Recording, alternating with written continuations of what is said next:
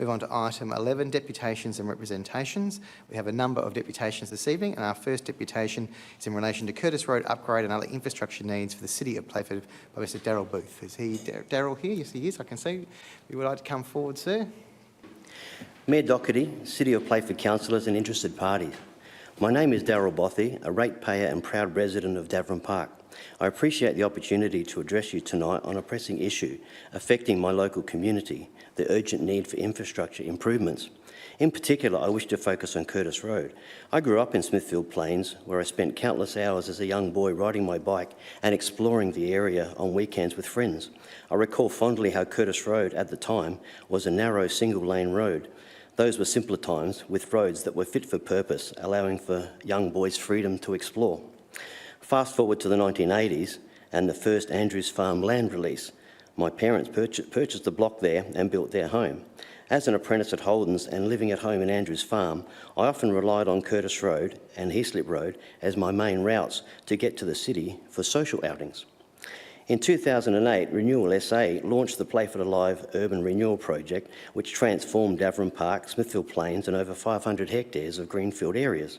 The project triggered rapid population growth and with it an increased strain on existing infrastructure. This redevelopment included expanding parts of Curtis Road to accommodate the increased traffic from the area's rapid population growth. A 2021-22 National Growth Areas Alliance federal pre-budget submission highlighted the problem. They said the function of Curtis Road has changed over time to the establishment of the Playford Alive project in 2008 and the construction of the Northern Expressway and Northern Connector. The construction of the Northern Expressway has especially impacted the function of the road, changing it from a collector road to an arterial road.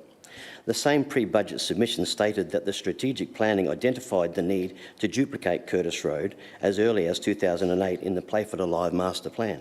The report identified that some sections of Curtis Road will need to be duplicated when traffic volumes reach approximately 24,000 vehicles per day. Further traffic analysis in 2019 revealed that the section of Curtis Road between Peachy Road and Stevenheath Road contains the highest annual average daily traffic, being 24,545 vehicles per day.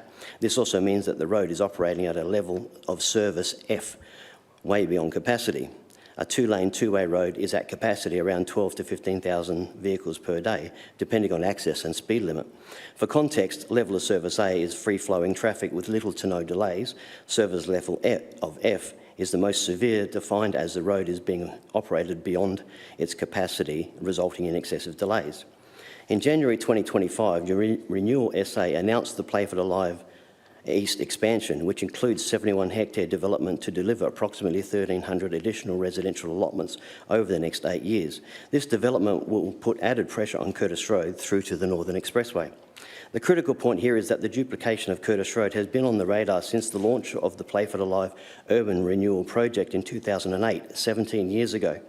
The project has undoubtedly achieved its objectives in terms of population growth and development, but the infrastructure has not kept pace. We now face a housing crisis and the immediate solution seems to be building more homes. However, this approach fails to address the infrastructure that is already lagging behind. Recently, the SA government announced a $1.2 billion investment in SA water infrastructure to upgrade portions of the water and sewage network. Yet this investment only addresses existing deficits and does not account for future growth.